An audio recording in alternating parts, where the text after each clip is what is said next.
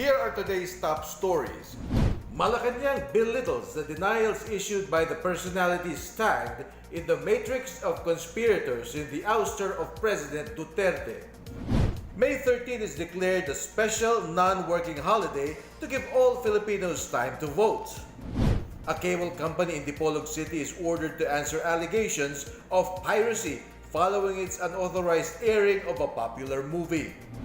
And the home of Kalangawan Island in Leyte promotes its local town festivals.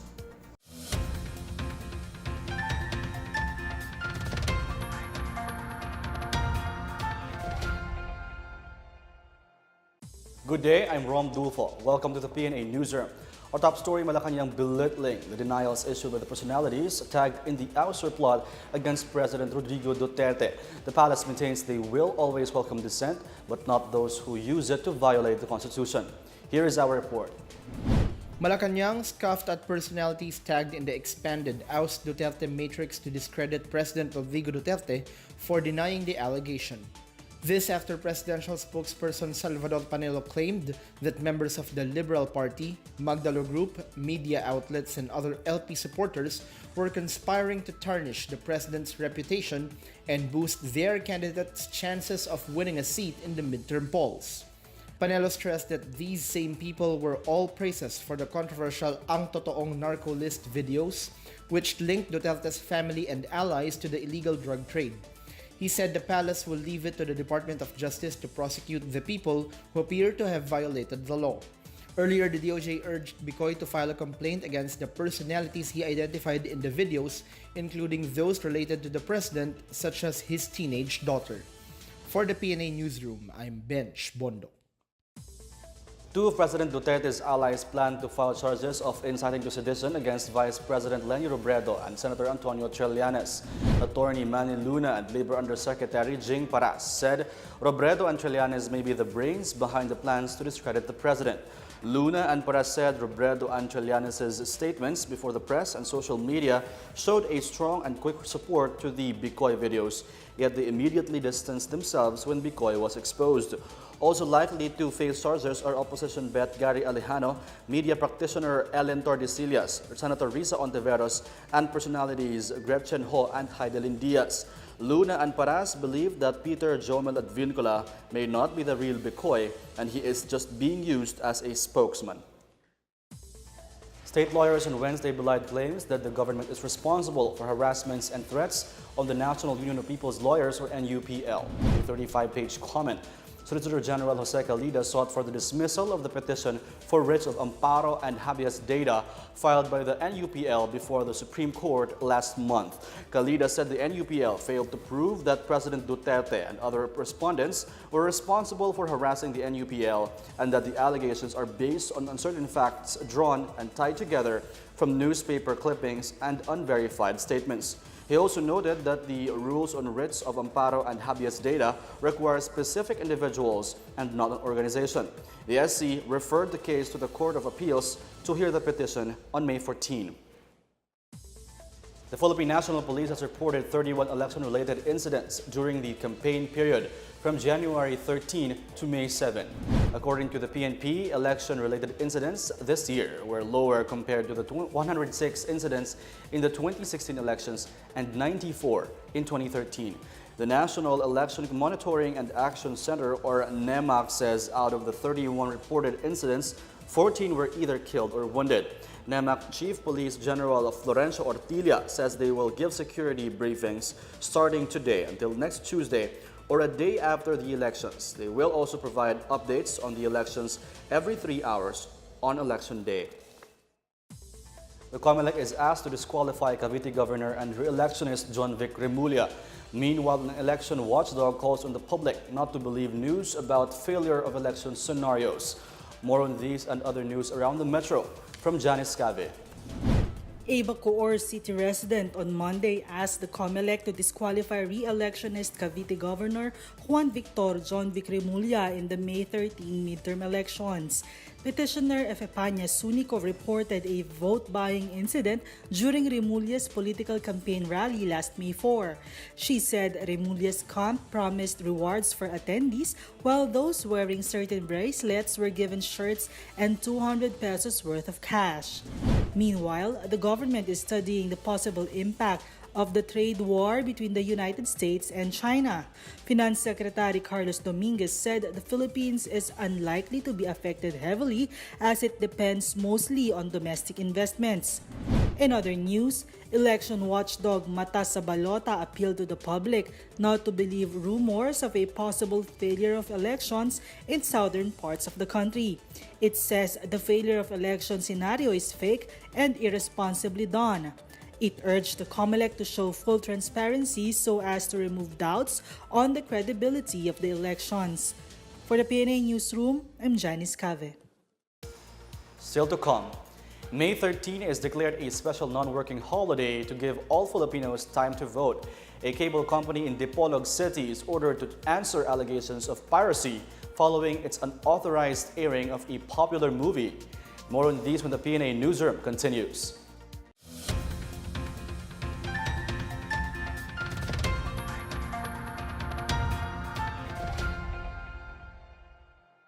Eleksyon na sa May 13, 2019. Mula 6 a.m. hanggang 6 p.m. ang botohan. Ang mga rehistradong botante ay boboto ng 12 senador at isang party list para sa national positions at isang miyembro ng House of Representatives, governor, vice governor, mayor, vice mayor at mga miyembro ng sangguniang panlalawigan, panlungsod at bayan para sa local positions. At bilang isang botante, ang pagboto ay dapat nating paghandaan. Narito ang gabay para sa tamang pagboto. Bago pa man dumating ang araw ng eleksyon, pag-isipang mabuti ang mga kandidatong nais iboto. Mainam na gumawa na ng listahan ng mga iboboto. Para sa maalam na pagdedesisyon, alamin ang plataporma, track record, background, paninindigan sa mga issue at iba pang mahalagang impormasyon ukol sa mga kandidato. Sa araw ng eleksyon, pumunta sa iyong polling place. Mabuting magdala ng anumang valid ID. Hanapin ang inyong pangalan sa listahan ng botanteng nakapaskil at tandaan ang inyong precinct number at sequence number sa listahan. Lumapit sa electoral board at sabihin ang inyong pangalan, precinct number at sequence number. Sisiguraduhin ng Electoral Board ang inyong pagkakakilanlan gamit ang EDCVL o Election Day Computerized Voters List o sa pamamagitan ng Voter Registration Verification Machine o VRVM na gagamitin naman sa ilang mga piling lugar. Matapos masiguro ang iyong pagkakakilanlan at walang nakitang anumang marka ng indelible ink ang inyong mga kuko, bibigyan kayo ng isang balota. Suriin ang balota para masiguro na wala itong anumang marka o shade liban lamang sa pirma ng Electoral Board Chairperson. Gamit ang marking pen, i-shade ng buo ang bilog sa tabi ng pangalan ng kandidatong iyong napili. Huwag mag-overvote o mag-shade ng lagpas sa dami ng kandidatong dapat iboto sa bawat posisyon.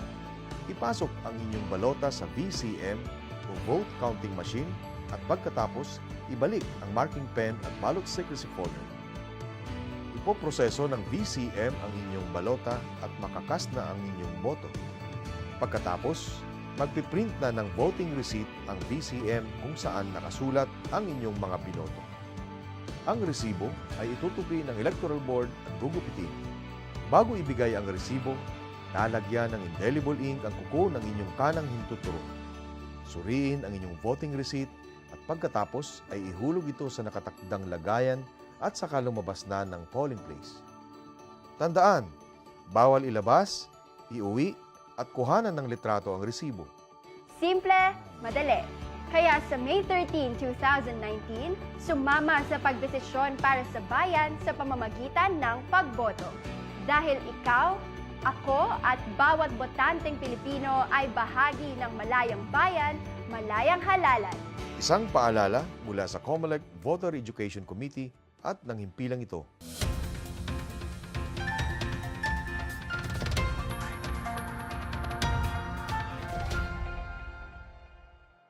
President Duterte has declared May 13 Election Day as a special non-working holiday nationwide.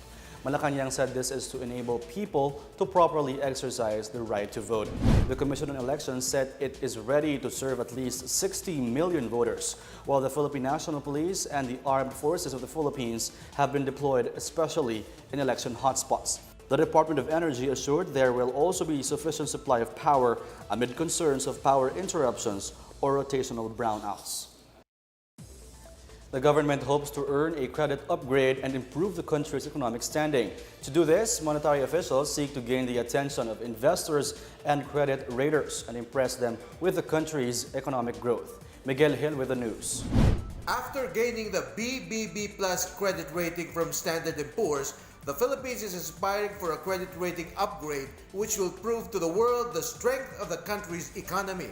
To do so, the government must create a beautiful narrative that will warrant the attention of credit raters and investors. Bangko Sentral ng Pilipinas Deputy Governor Diwa Ginigundo said the BSP and Department of Finance is embarking on an agenda called The Road to A. It involves the creation of an interagency committee that would formalize a roadmap to articulate and systematize the Philippines' active pursuit of an A-level rating.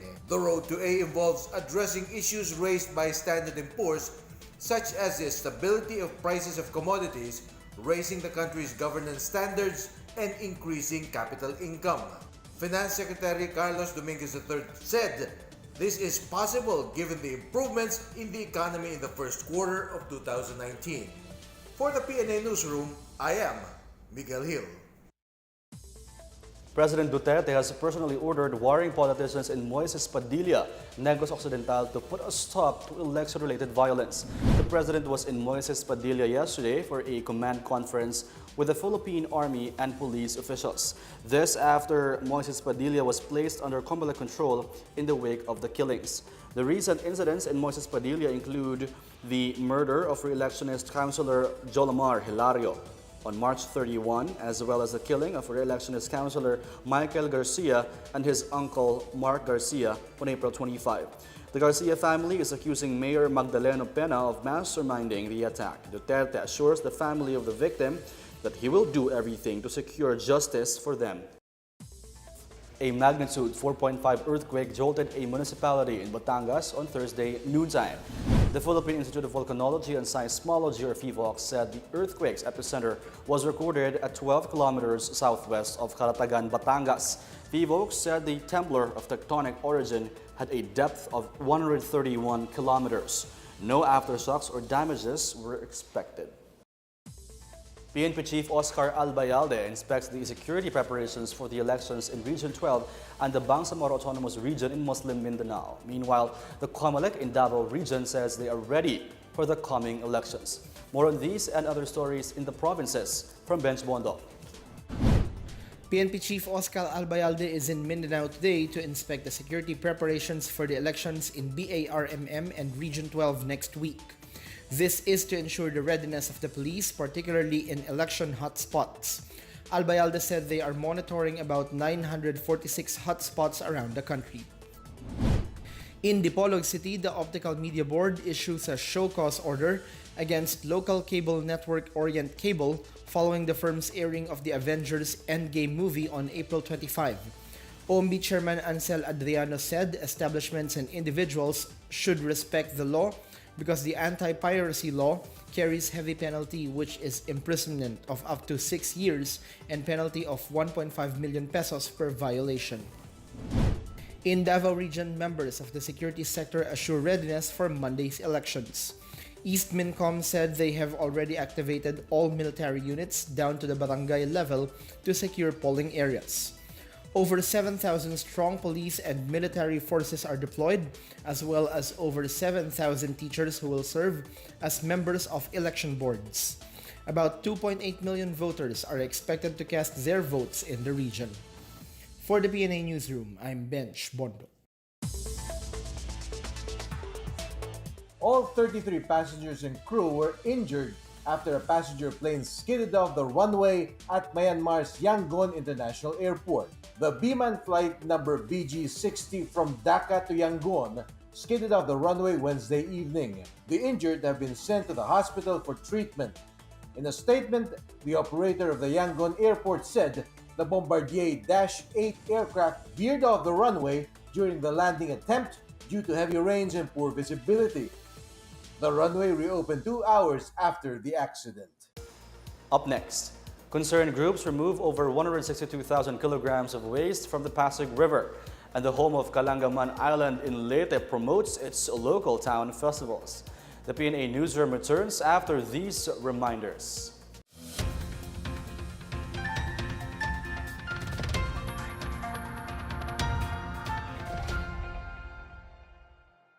Maaari nang bumoto ang registered overseas voters mula April 13 hanggang May 13 alas 6 ng gabi, Philippine Standard Time. Alamin ang tamang proseso ng pagboto sa www.dfa-oavs.gov.ph o www.comelec.gov.ph. Maaari ring puntahan ang Facebook page ng Office for Overseas Voting PH. Ang pagboto, ating tungkulin at karapatan. Isang paalala mula sa DFA-OVS, Comelec at Panahon TV.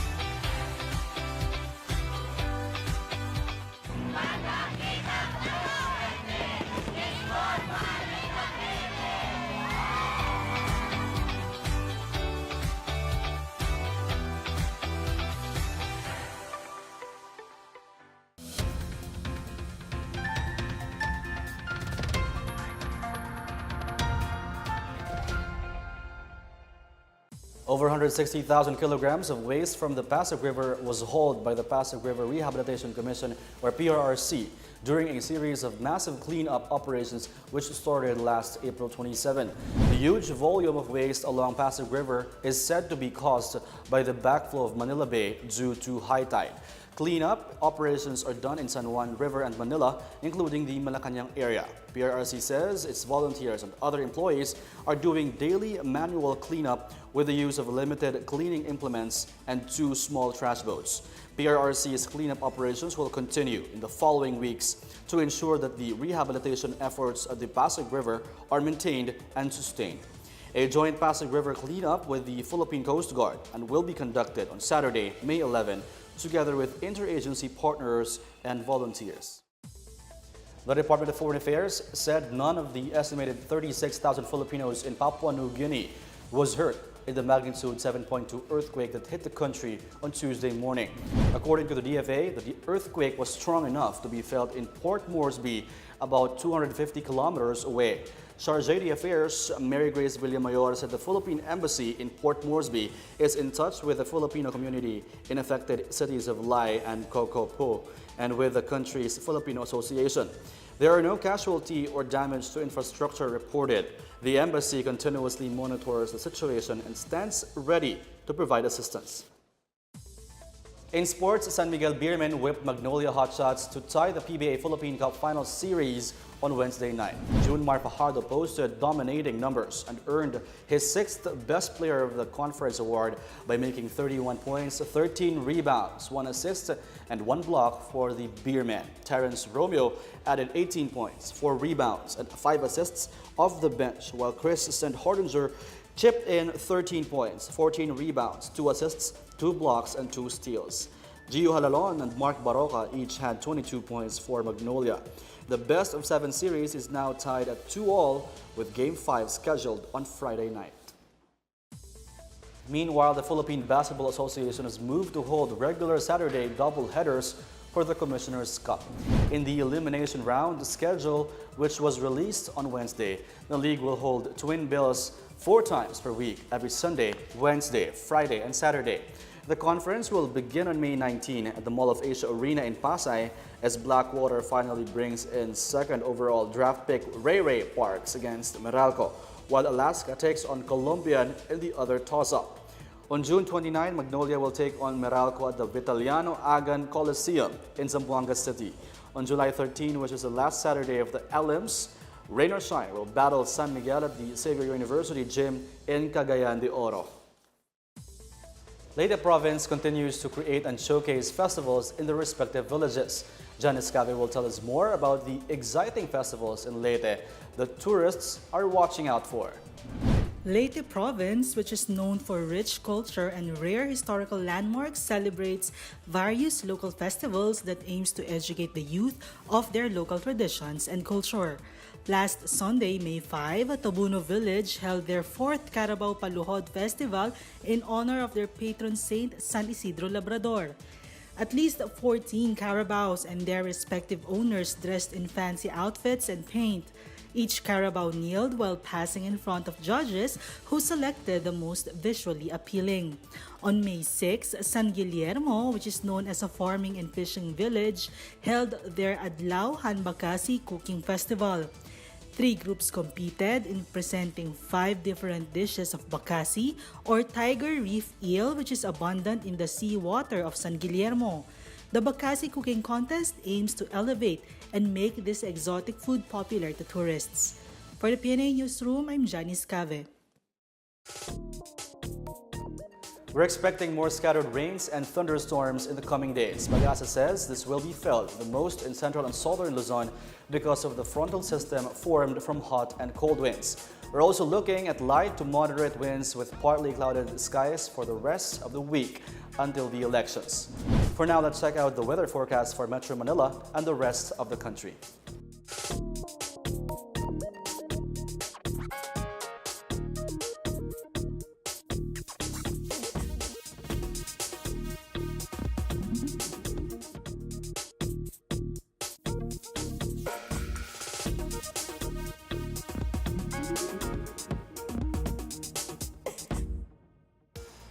Here's another look at today's biggest stories. Malacanang belittles the denials issued by the personalities tagged in the matrix of conspirators in the ouster of President Duterte. May 13 is declared a special non-working holiday to give all Filipinos time to vote. A cable company in Dipolog City is ordered to answer allegations of piracy following its unauthorized airing of a popular movie. And the home of Kalangawan Island in Leyte promotes its local town festivals. Thank you for watching another edition of the PNA Newsroom. To check out these and other stories, visit the PNA website or follow the Philippine News Agency on Facebook and Twitter. For more stories about the government and how it serves Filipinos, look for these hashtags on all our social media platforms and websites. And that's your daily dose of the latest news and information that you need to know from the PNA Newsroom. I'm Rom Dulfo. Good day.